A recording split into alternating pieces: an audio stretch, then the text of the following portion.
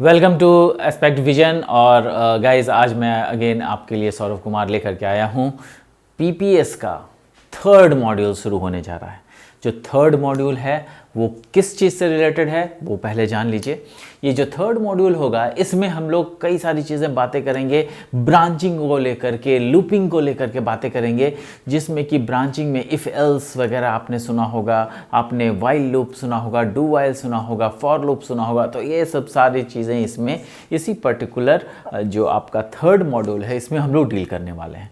अब जो ये थर्ड मॉड्यूल है इसमें कई सारे कॉन्सेप्ट्स हैं जो डेवलप होते हैं पूरे पीपीएस में। हर एक लेक्चर में आपको सब सारे कॉन्सेप्ट्स, आपको सभी कॉन्सेप्ट्स कहीं ना कहीं जो है आपको दिखेंगे, सारे लेक्चर्स में कॉन्सेप्ट्स दिखेंगे। तो यहाँ पर भी हम लोगों को कॉन्सेप्ट्स के साथ गुजरना है। तो ये जो आपका थर्ड मॉड्यूल है ये आपका सबसे अहम मॉड्यूल है, जो कि आपको जितने भी ब्रांचिंग स्टेटमेंट्स हैं उसके बारे में बताता है। तो सबसे पहले गाइस ये हम लोग जान लेते हैं कि आपका जो स्टेटमेंट्स है, जो आपका ब्रांचिंग स्टेटमेंट्स है वो होता क्या है। तो let's start with the module 3 and lecture number 17। ये देखिए ब्रांचिंग क्या है। सबसे पहले ब्रांचिंग के बारे में समझते हैं। ब्रांचिंग हम लोग एक पर्टिकुलर प्रोग्राम में करते हैं। प्रोग्राम में जितने भी तरह के अलग अलग डिफरेंट जो हम लोग एक लाइन से दूसरे लाइन पे जाना, दूसरे लाइन से तीसरे लाइन पे जाना, किसी दूसरे लाइन में कोई और काम करवाना, तीसरे लाइन में कोई और काम करवाना, ये जो है ब्रांचिंग के थ्रू कराया जाता है।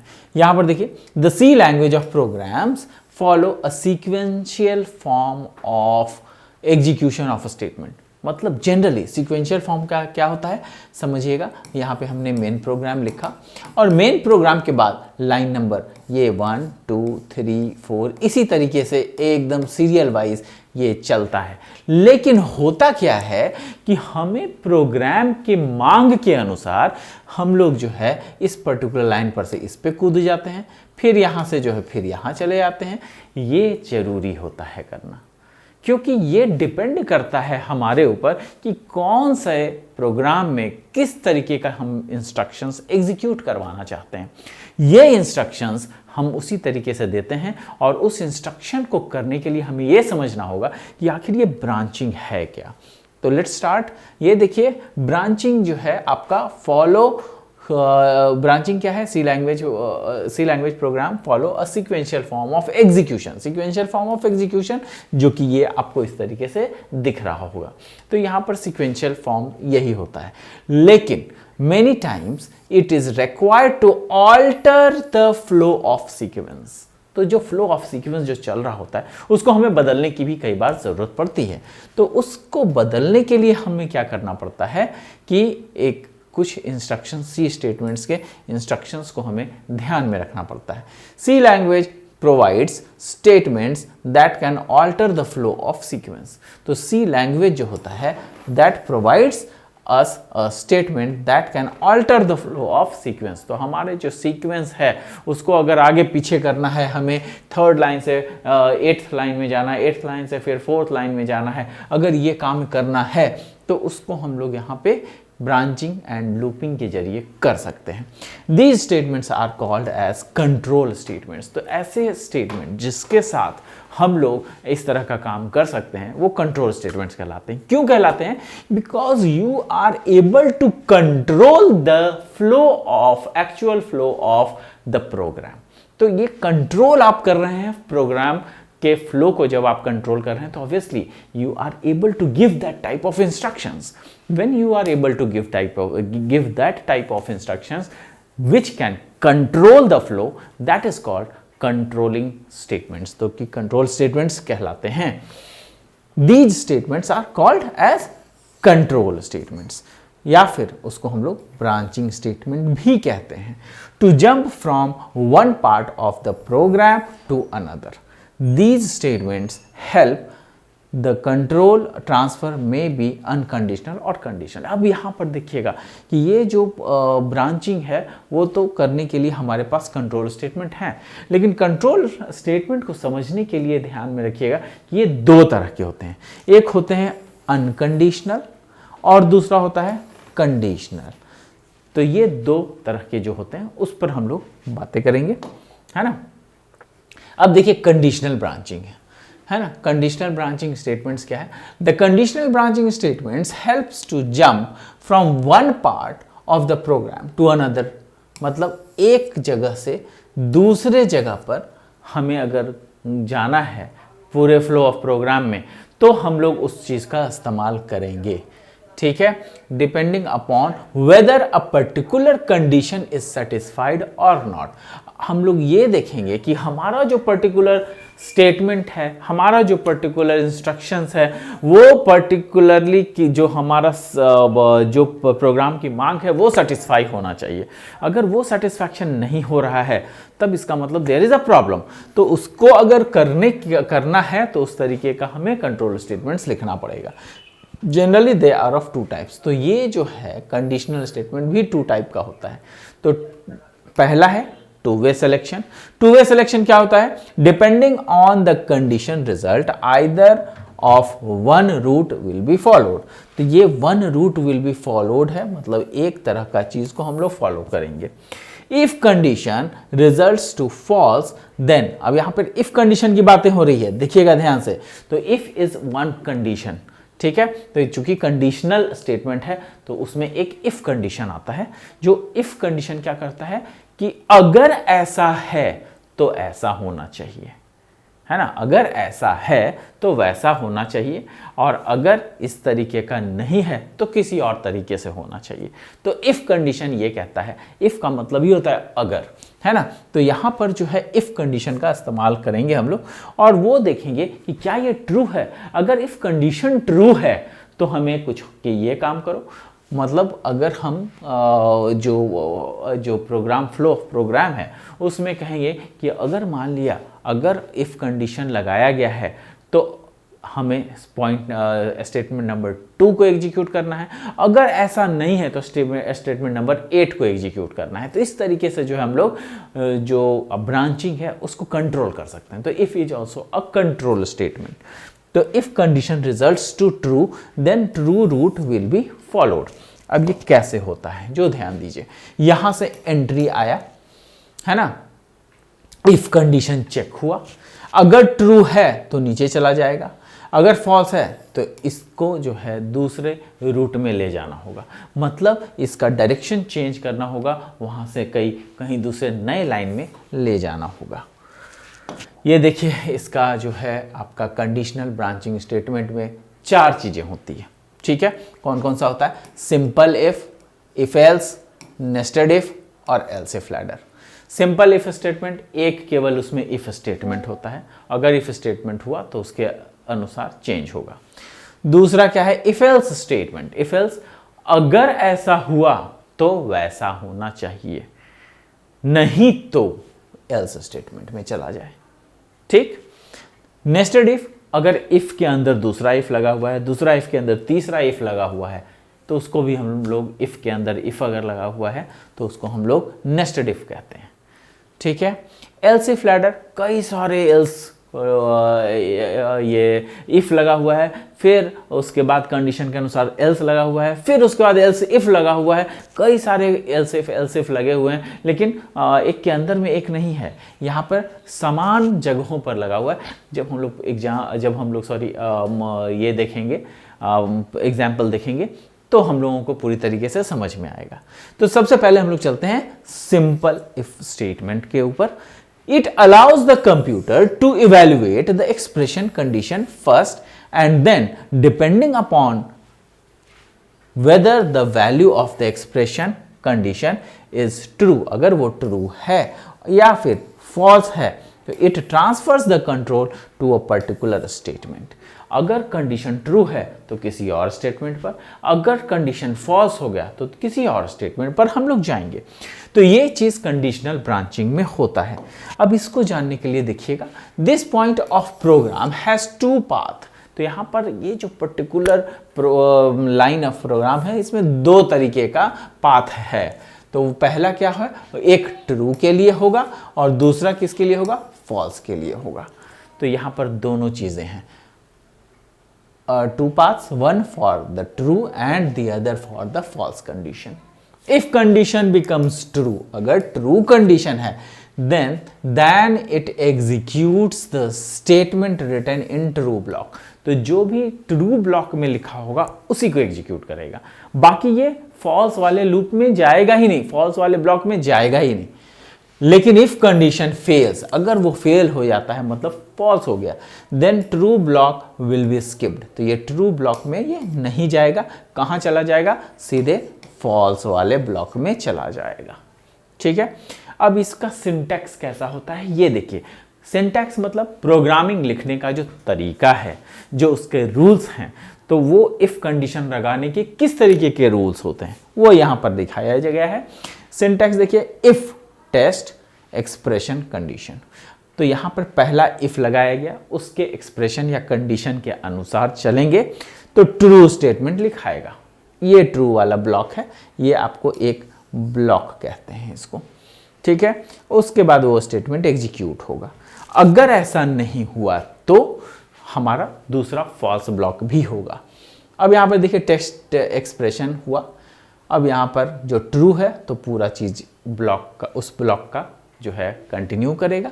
अगर वो चीज़ नहीं हुआ तो स्टेटमेंट जस्ट बिलो इट, तो उसके ऊपर का जो स्टेटमेंट अगर फॉल्स हो गया तो वो डायरेक्टली इस स्टेटमेंट में आ जाएगा, इस पूरे ब्लॉक को छोड़ देगा, ये काम इसमें नहीं करेगा. तो ये ध्यान में रखना है. ये this is the flow chart. Flow chart मैं पहले भी पढ़ा चुका हूँ आपको, एल्गोरिथम भी पहले पढ़ा चुका हूँ. तो कई सारी चीज़ें हैं जो हमने कवर अप कर लिया है, तो इसको ध्यान में आपको रखना है. नेक्स्ट, अब एग्जाम्पल है. एग्जाम्पल क्या है, calculate the absolute value of N integer using if statement. तो इफ स्टेटमेंट को करते हुए हमें एक एब्सोल्यूट वैल्यू को कैलकुलेट करना है. अब ये कहाँ पर होगा, एक इंक्लूड studio.h void main है int numbers. तो अब हमें नंबर को हमने एक वेरिएबल ले लिया है. अब उसके बाद टाइप अ नंबर स्कैनफ. अब यहाँ पे टाइप नंबर करेंगे और उसके बाद फिर स्कैनफ कर देंगे.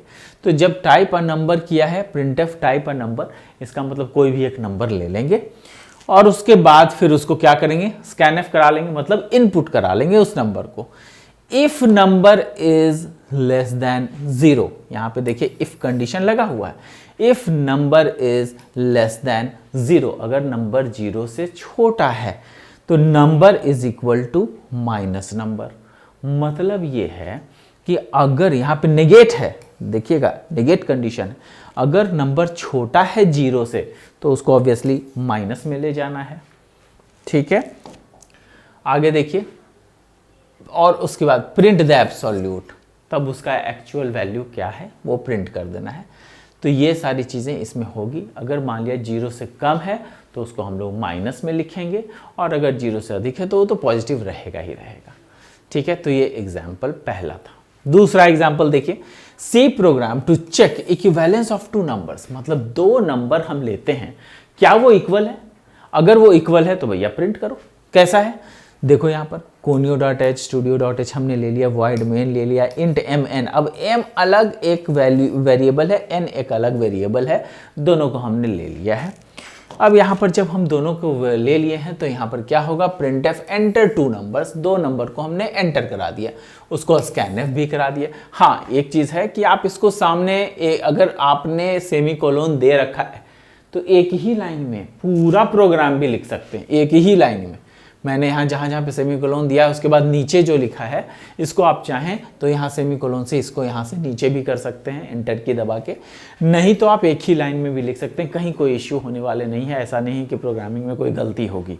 ठीक है, तो ये चीज़ ध्यान में रखना है. If m minus n is equal to 0, तो अब दो नंबर है, दो नंबर को हम चेक कर रहे हैं कि क्या वो इक्वल है या नहीं है. कैसे चेक करेंगे, अगर मान लिया दो नंबर है, एक 5 है और 6 है, तो दोनों इक्वल है, नहीं है.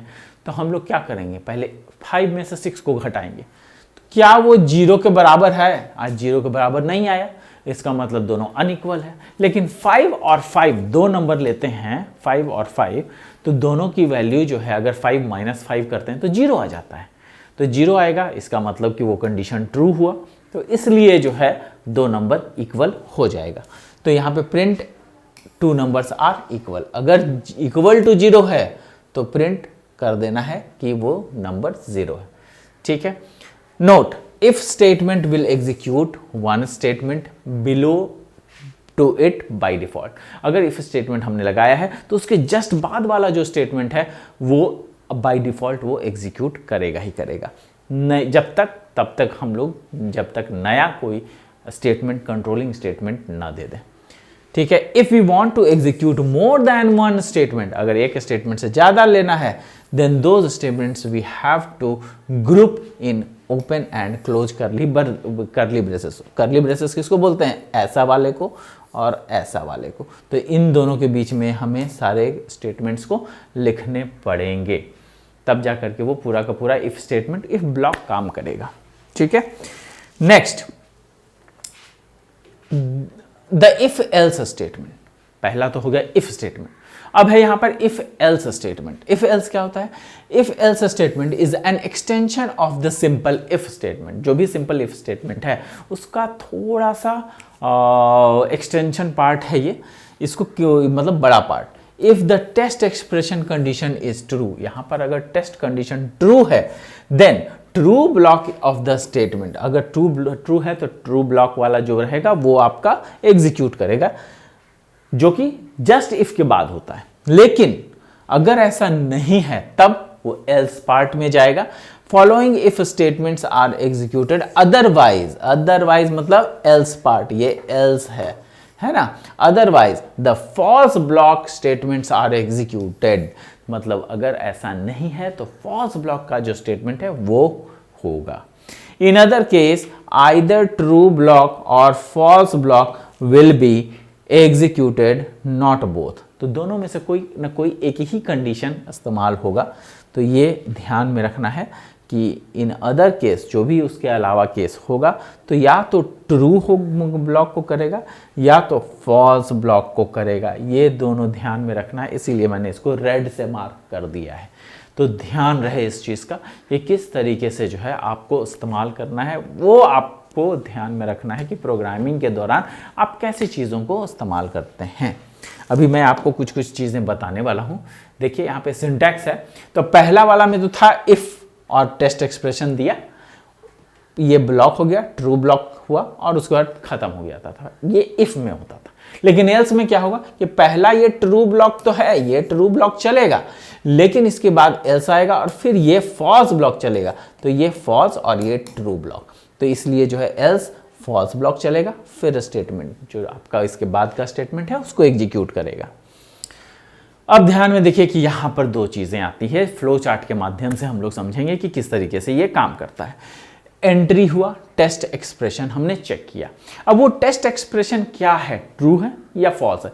अगर ट्रू हुआ तो आपका ट्रू वाला ब्लॉक चलेगा, अगर फॉल्स हुआ तो फॉल्स वाला ब्लॉक चलेगा। अब ये फॉल्स वाला ब्लॉक यहां पे चल गया। अब दोनों को करने के बाद जो भी उसके बाद का स्टेटमेंट है उस पर आएगा और उसके बाद फाइनल नेक्स्ट स्टेटमेंट पर चला आएगा।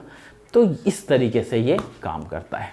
तो ये चीज़ ध्यान में रखना है कि टेस्ट एक्सप्रेशन चेक करेगा, ट्रू है या फॉल्स है। फॉल्स है तो फॉल्स वाले स्टेटमेंट पे जाएगा, ट्रू है तो ट्रू वाले स्टेटमेंट पे आएगा।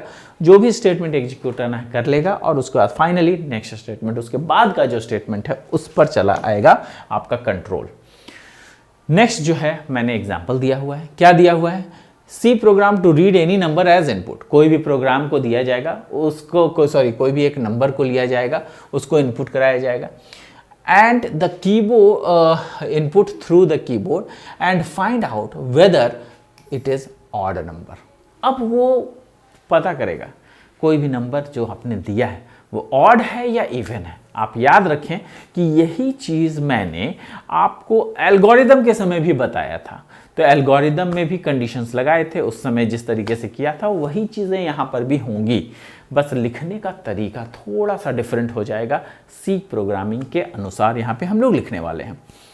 तो studio.h conio.h void main लगा दिया, एक नंबर ले लिया int n, ठीक। इसके बाद हमने प्रिंट करा दिया एंटर द नंबर। अब एंटर द नंबर हमने मान लो सपोज किया 5 लगा दिया, ठीक। उस चीज़ को इनपुट करा दिया। अब यहाँ पे इफ कंडीशन लग रहा है, ध्यान दीजिएगा, ये इफ कंडीशन लग गया। इफ कंडीशन क्या है? n% 2 is equal to 0। तो n का तो हमने n का वैल्यू क्या डाला था, 5 डाला था। अब 5 को जो है डिवाइड किया जाएगा 2 से। तो जो रिमाइंडर है, ऑब्वियसली यहाँ पे क्या लगा हुआ है, परसेंटेज, मतलब ये मॉड्यूलस है, ये मॉड्यूलस फाइंड आउट करता है ना। तो मॉड्यूलस में क्या होता है कि आपका जब ये मॉड्यूलस फाइंड आउट करेगा तो उसमें 2 से डिवाइड करेगा, 2 2 जा 4। अब यहाँ पे 1 जो है आपका रिमाइंडर आ गया। ये ही रिमाइंडर आपका चला जाएगा कहाँ, इस पर्टिकुलर नंबर में, है ना। तो एंटर द नंबर हो गया। उसके बाद if n is equal to 2, तो अब ये जो है 0, ये आपका जो है, सॉरी इसमें चला जाएगा, सॉरी, हाँ। तो ये आपका इफ n% 0 है, क्या 0 के बराबर है ये? नहीं, ये 0 के बराबर नहीं है। क्या होगा? तो इसके बाद जो है आपको print this number as even. Obviously अगर 0 नहीं है तो इवन है, और अगर 0 है else then this print it is odd, मतलब 1 है तो अगर इक्वल टू 1 है तो वो ऑड है, नहीं तो क्या हो जाएगा, दिस नंबर इज इवन।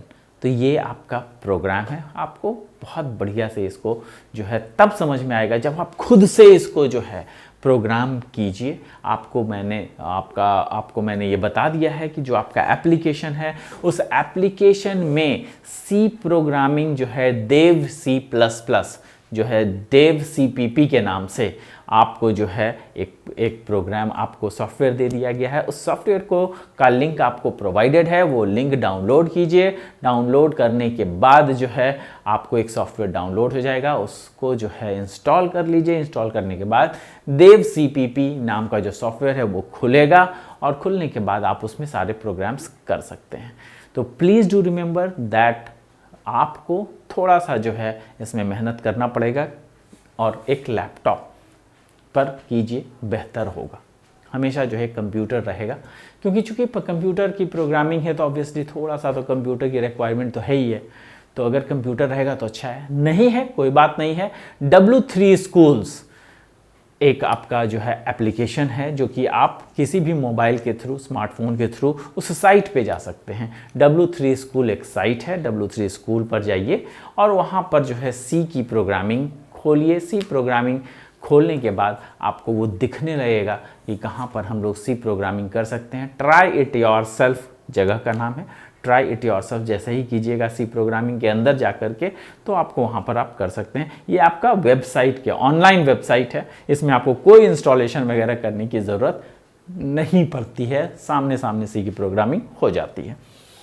ठीक है, लेट्स मूव टू अनदर। अब यहाँ पर सी एक और एग्जांपल है, C program to find biggest among two numbers. दो नंबर्स है, उसमें बड़ा कौन है वो प्रिंट करना है। कैसे करेंगे? तो ये अब आप सोचना शुरू कीजिए कि आखिर हम कैसे करेंगे। अगर कोई प्रोग्राम है तो दो नंबर है, उसको कैसे बड़ा छोटा प्रूव करेंगे। तो उसमें करना कुछ नहीं है, ए बड़ा है या बी बड़ा है ये चेक कर लेंगे, ए ग्रेटर देन बी से, इससे पता चल जाएगा। अब देखिए इसको किस तरीके से करते हैं। हमने दो नंबर ले लिया ए और बी, अब यहाँ पे प्रिंट किया एंटर द टू नंबर्स, उसको क्या किया स्कैन एफ करा दिया, %A %B करा लिया, स्कैन एफ करा दिया। अब स्कैन एफ कराने के बाद हम चेक कर रहे हैं क्या ए बी से बड़ा है, ए बी से बड़ा है तो print A is the largest. अगर वो नहीं है बड़ा, इसका मतलब यह है कि बी बड़ा है, तो print B, else print the number B is the largest. ठीक है, तो ये चीज़ें आपको प्रोग्राम में करनी पड़ेंगी। बहुत ही सिंपल प्रोग्राम है, इसको आप देख लीजिए। नेस्टेड इफ है, नेक्स्ट में नेस्टेड इफ करना है। नेस्टेड इफ मतलब क्या होता है, इफ के अंदर if, if with in if is called nested if. अब यहां पर कैसे करेंगे, सी language supports if else statement to test additional condition apart. अब यहाँ पर जो है एडिशनल कंडीशन आपके पास है, ये एडिशनल कंडीशन को चेक करता है कि भैया ये इफ एल्स पार्ट जो आप लगा रहे हैं, इफ एल्स पार्ट जो है कंडीशन किस तरीके से आगे मूव करेगा। तो एक कंडीशन इफ के अंदर दूसरा कंडीशन इफ डालना है। तो the if else construct works in the same way as normal if statement. तो नॉर्मल जो इफ स्टेटमेंट है उसके अनुसार ही इसको काम में लाना है। If construct as is also known as if else if. तो इफ के अंदर, एल्स के अंदर इफ अगर हम लगाते हैं तो उसको नेस्टेड इफ बोलते हैं। इफ के अंदर इफ लगा रहे हैं तो when an if statement occurs within another if statement, ये देखिए ये बड़ा सही सेंटेंस लिखा हुआ है, if statement occurs within another if statement then the such type of is called nested if. तो सच टाइप ऑफ जो आपका स्टेटमेंट है, such type of statement is called as nested if statement. तो यहां पर इफ के अंदर if कैसे लगाया जाता है वो देखेंगे। सिंटैक्स है हमारे पास, टेस्ट कंडीशन लिखा है हमने इफ कंडीशन लगा दिया, उसके अंदर फिर से एक और इफ कंडीशन लगाया, तब जाकर के स्टेटमेंट 1 एग्जीक्यूट हुआ, एल्स स्टेटमेंट 2 एग्जीक्यूट हुआ। मतलब स्टेटमेंट 1 जो है एक अंदर ये इफ अलग काम कर रहा है और ये एक बाहर का इफ है वो अलग काम कर रहा है। इफ कंडीशन टेस्ट 1 अगर ये ट्रू हो गया तो दूसरे वाले कंडीशन में चला जाएगा, अगर ये ट्रू हुआ तो ये स्टेटमेंट एग्जीक्यूट करेगा, अगर ये फॉल्स हो गया, पहला ही वाला फॉल्स हो गया तो क्या करेगा, यहां से ये सीधे बाहर निकल के एल्स पार्ट में चला जाएगा और इसको आपको जो है वो प्रिंट कर देगा।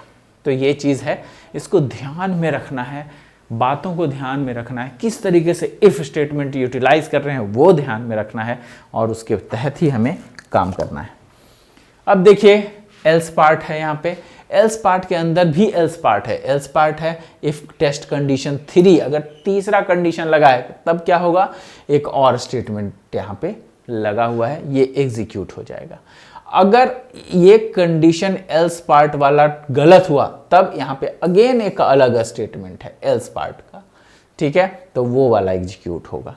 तो इस तरीके का इफ के अंदर इफ, एल्स के अंदर एल्स लगा हुआ है, तो इसको हम लोग क्या कहते हैं, इसको हम लोग नेस्टेड इफ कहते हैं। ध्यान दीजिएगा, इसको थोड़ा सा हमने एक्सप्लेन किया हुआ है किसके माध्यम से, फ्लो चार्ट के माध्यम से। अब ये फ्लो चार्ट क्या कहता है, सो ध्यान दीजिए। अगर कोई एक्सप्रेशन है जो कि ट्रू हो जाता है तो ट्रू हो जाएगा तो ऑब्वियसली ट्रू वाले में हम लोग जाएंगे। इफ एक्सप्रेशन इज ट्रू तो ये ट्रू वाला पार्ट में चला जाएगा, ये पार्ट पूरा छूट जाएगा, इधर वाला पार्ट एग्जीक्यूट ही नहीं होगा। लेकिन जैसे ही ये ट्रू हो गया तब की बात है, अगर ट्रू नहीं हुआ, फॉल्स हो गया, तब इधर चला जाएगा और ये पूरा ट्रू का पार्ट छोड़ देगा, ये ध्यान में रखना है। अब यहां पर देखिएगा ट्रू है, ट्रू का पार्ट लगा हुआ है, ट्रू जो है आपका अगर हो जाता है तो उसके बाद फिर नेस्टेड एक्सप्रेशन में घुस जाएगा, नेस्टेड में इफ में जाएगा, फिर इसको चेक करेगा क्या ये ट्रू है तो उसका वाला ट्रू पार्ट है इसको एग्जीक्यूट करेगा, अगर ये फॉल्स है तो इधर चला आएगा बॉडी पार्ट में, इस तरह वाला एग्जीक्यूट होगा, ठीक है। अगर यहां पर से फॉल्स हो गया, यहीं पे फॉल्स हो गया, मतलब ये इस कंडीशन में आएगा, बॉडी इसका अलग है, नेस्टेड इसका अलग है, एल्स पार्ट में आ गया है। अगर एल्स पार्ट में फिर चेक करेगा क्या वो ट्रू है तो इस पार्ट में आएगा, अगर फॉल्स है तो इस पार्ट में आएगा। मतलब ये चेक करेगा कि कहाँ पर कंडीशन ट्रू है, कहाँ पे कंडीशन फॉल्स है, उसके अनुसार हमारा पूरा फ्लो चार्ट बना हुआ है जो कि आपको काफ़ी अच्छे से समझ में आ रहा होगा। तो ये सब चीज़ें जो है काफ़ी अच्छे तरीके से आपको एग्जीक्यूट करनी है।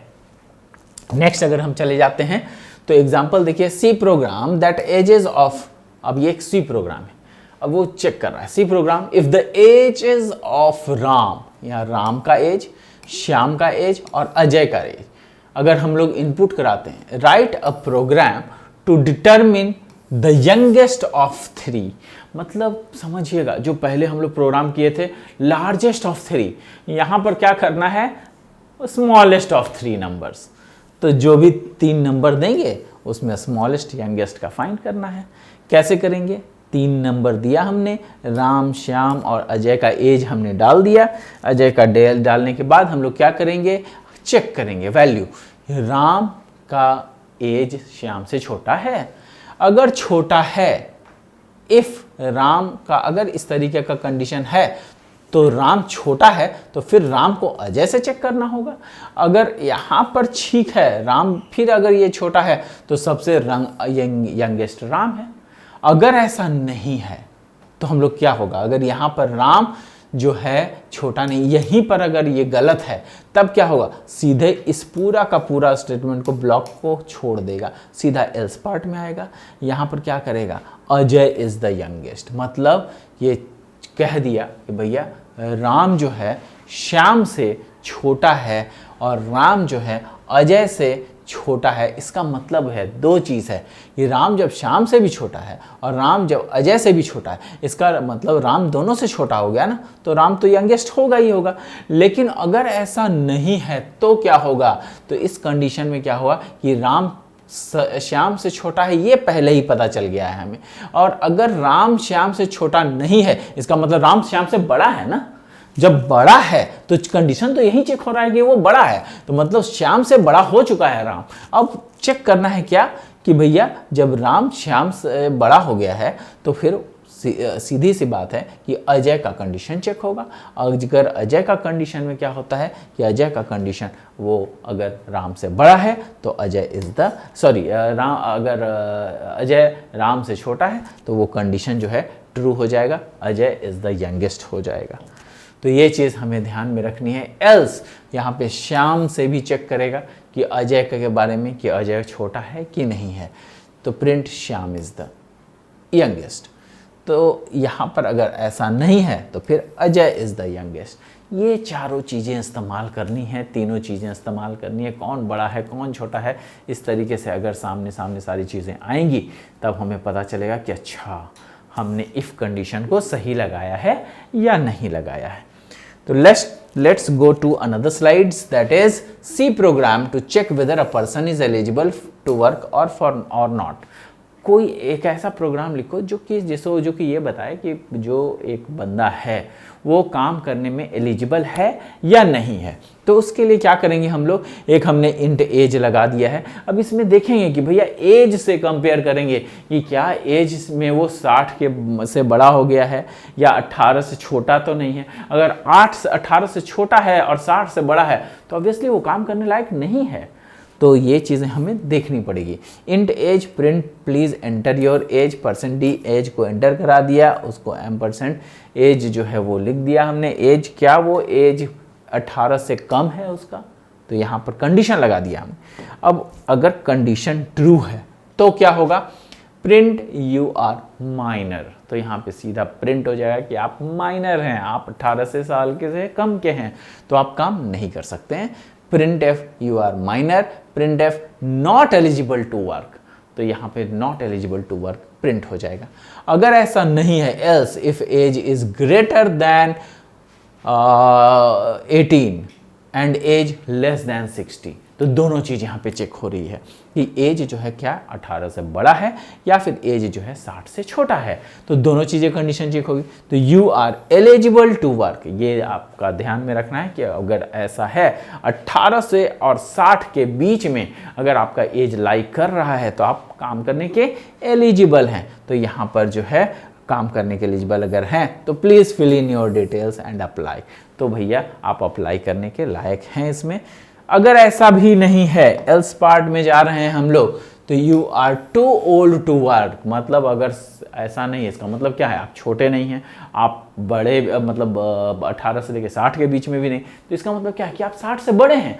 और जब 60 से बड़े हैं तो अब भैया आप बहुत ओल्ड हो चुके हैं, आप फिर काम करने के लायक नहीं हैं, तो प्लीज़ यहाँ पर जो है वो चीज़ें प्रिंट हो जाएगी, प्लीज़ कलेक्ट योर पेंशन। तो यहाँ पर अगर नहीं है तो आप अपना पेंशन देखिए भैया, यहाँ पे आप एलिजिबल नहीं हो सकते हैं। तो ये सारी चीज़ें हैं जो कि इस प्रोग्राम के जरिए है। एक और लास्ट आपका बच जाता है एल्स इफ लैडर। अब इसमें कई सारे एल्स लगेंगे, एल्स जो होंगे एल्स पार्ट होंगे और इफ पार्ट भी होंगे, तो एल्स इफ लैडर होगा इसमें कई सारे चीज़ें हमें देखने को मिलेंगी। There is another way of putting ifs together, बहुत सारा इफ को एक साथ लगाने का तरीका है यहाँ पर, जिसको कि मल्टी पाथ डिसीजन बोलते हैं। Multi path decisions are involve. A multi path decision is a chain of ifs, मतलब इफ का बहुत सारा चेन है यहाँ पर, which the statement is associated with each else and if and last else ifs else part contains only else. तो यहाँ पे कई सारे एल्स इफ में के अंदर इफ एल्स के अंदर एल्स इस तरीके का लगा हो रहेगा, लेकिन यहाँ पे कोई जरूरी नहीं कि अंदर ही लगा रहेगा, इफ के अंदर ही इफ रहेगा, कोई जरूरी नहीं, क्योंकि वो नेस्टेड में आ जाता है। यहाँ पे एल्स और इफ और एल्स कई साथ एक साथ लगेंगे, तो वो चीज़ भी जो है हम लोग देखेंगे। The conditions are evaluated from top to bottom. ये ध्यान में रखना है कि टॉप से लेके बॉटम तक ये चीजें जाएंगी। कैसे काम करता है? As soon as true condition is found, जैसे ही ट्रू कंडीशन मिलेगा, the statement associated with it is executed and the control is transferred to the next statement एक्स। तो अगर जैसा ही कंडीशन ये मिलेगा तो यहाँ पे जो स्टेटमेंट एक्स है उसमें हम चले जाएंगे, skipping the rest of ladder, बाकी सारी चीज को छोड़ देंगे और सीधा सीधा हम लोग ट्रू वाले कंडीशन में चले जाएंगे। When the all condition becomes false, बाकी सब कंडीशन अगर false हो जाएंगे तब क्या होगा? Then the final else containing the default statement will be executed। तो फाइनली जो else स्टेटमेंट है जिसमें कि डिफॉल्ट कंडीशन लगा हुआ है उसको हम लोग एग्जीक्यूट करेंगे। तो यहाँ पर ये चीजें वहां जाएंगी। नेक्स्ट जो हमारा है वो सिंटैक्स है। किस तरीके से सिंटैक्स काम करता है? तो भैया इफ कंडीशन है कंडीशन 1, तो उसके लिए अगर ट्रू है तो ये स्टेटमेंट चलेगा। अगर ये ट्रू नहीं है तो एल्स इफ में जाएगा, कंडीशन 2 को सेटिस्फाई करेगा, वो स्टेटमेंट 2 को एग्जीक्यूट करेगा। अगर ये ट्रू हुआ तो ये वाला एग्जीक्यूट होगा। अगर ये फॉल्स हो गया, तो ये वाला में जाएगा एल्स इफ में, और उसके बाद वो वाला देखेगा कि वो ट्रू है कि नहीं। अगर ये ट्रू है तो ये जाएगा, अगर ये भी ट्रू नहीं है, कंडीशन ये भी गलत है, तो एल्स इफ में चला जाएगा। अब यहाँ पर ये चीजें ध्यान में रखनी है, कौन सा ट्रू हो रहा है कौन सा फॉल्स हो रहा है, ठीक है, वो कंडीशन पे डिपेंड करेगा। तो एल्स इफ कंडीशन में जाएगा, स्टेटमेंट 3 एग्जीक्यूट होगा। एल्स इफ कंडीशन जो है वो यहाँ पर देखने को मिलेगा कि भैया किस तरीके का एल्स इफ कंडीशन लग रहा है। तो ऐसे कई सारे कंडीशंस लग सकते हैं, तो उसको हमने n ले लिया है ना। तो स्टेटमेंट n तक चला जाएगा। एल्स अगर ये सारे कंडीशन नहीं है तो भैया एक डिफॉल्ट स्टेटमेंट हमारे पास है, इसमें चला जाएगा, कंडीशन लूप इसके पर चला जाएगा और इस पे काम करेगा ताकि नेक्स्ट स्टेटमेंट काम हो सके। उसका जो भी है उसका भी हमने एक फ्लो चार्ट यहाँ पे बनाया है। फ्लो चार्ट कैसा है? कंडीशन 1 पहले चेक हुआ, ट्रू हुआ तो ट्रू वाला स्टेटमेंट में बाकी सब पार्ट छोड़ देगा, ट्रू वाला स्टेटमेंट में जाएगा। ट्रू वाला स्टेटमेंट में देखेगा तो भैया यहाँ पर स्टेटमेंट एक्स है, ये एग्जीक्यूट हो जाएगा, ठीक। अगर मान लिया फॉल्स हुआ तो ये इस वाले कंडीशन में आएगा, इसमें जो ट्रू है उसमें जाएगा, ट्रू वाला स्टेटमेंट एग्जीक्यूट होगा, नीचे आएगा और उस तरीके से जो है वो चेक करेगा कि भैया ये वाला कंडीशन में सही है, तो उसी के साथ ही इसी स्टेटमेंट में आ जाएगा, ठीक है। तब ये फॉल्स के कंडीशन में हो। लेकिन फॉल्स के कंडीशन में जब ट्रू हुआ है तब की बात है। अगर फॉल्स के कंडीशन में फिर से ये फॉल्स हो गया, तब क्या होगा? फॉल्स वाले कंडीशन में जाएगा, इस कंडीशन को चेक करेगा, यहां पर भी फिर ट्रू देखेगा और फॉल्स देखेगा, फिर उसके अंदर के स्टेटमेंट को एग्जीक्यूट करेगा। अगर ये भी सही नहीं है तो क्या होगा? फिर इसके फॉल्स में जाएगा, नेक्स्ट कंडीशन को चेक करेगा, इसका ट्रू देखेगा, इसका वाला स्टेटमेंट, मतलब कई सारे इफ कंडीशंस को चेक करेगा और तब तक चेक करता रहेगा कंडीशन जब तक फाइनली कोई ट्रू नहीं आ जाता। फॉल्स आएगा तो एल्स में जाएगा, फॉल्स नहीं आएगा ट्रू में आएगा, तो ट्रू वाला जो भी कंडीशन है उसको सेटिस्फाई करेगा, उसमें वो आगे प्रिंट कर देगा वैल्यूज को। तो इस तरीके का जो ये कंडीशन है, अगर ये सारे कंडीशंस जितने भी फॉल्स और ट्रू हैं वो कुछ नहीं काम कर रहे हैं, सारे कंडीशन गलत हैं, तो हमारे पास एक फाइनल डिफॉल्ट स्टेटमेंट होता है। ये स्टेटमेंट को जो है हम लोग एग्जीक्यूट करवाते हैं और ये स्टेटमेंट है जो हमें बाय डिफॉल्ट स्टेटमेंट इसको कहा जाता है, और इसको जो है हम लोग एग्जीक्यूट करके प्रोग्राम को हम लोग कंट्रोल फ्लो को रोक देते हैं। तो ये आपका फाइनल चीज है जो कि हमें पता चलता है।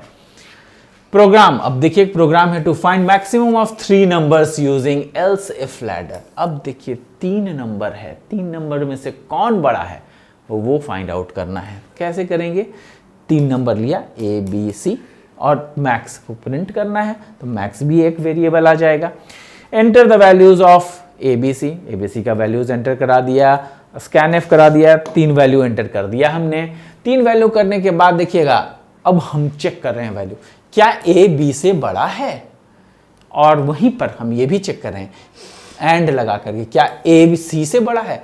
मतलब अगर ए बी से बड़ा हो गया और ए सी से बड़ा हो गया तो मतलब ए लार्जेस्ट हो गया, क्योंकि 3 ही नंबर है। ए बी से भी बड़ा हो गया, ए सी से भी बड़ा हो गया, तो यहाँ पर क्या करेंगे, प्रिंट ए इज लार्जेस्ट कर देंगे, मैक्स ए जो है हम लोग प्रिंट करा देंगे।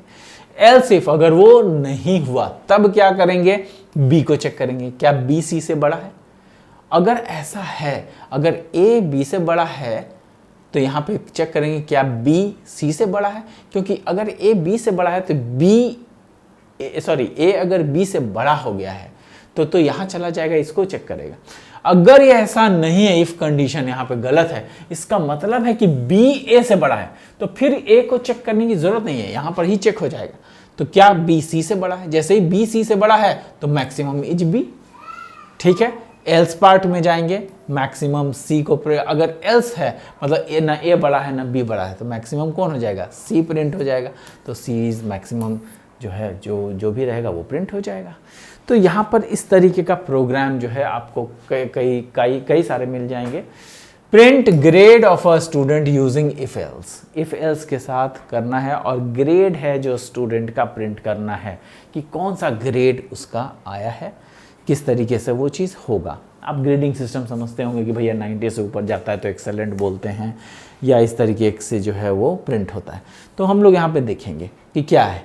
तो print enter your marks between 0 to 100। अब 0 से 100 के बीच में आपका नंबर डालिए।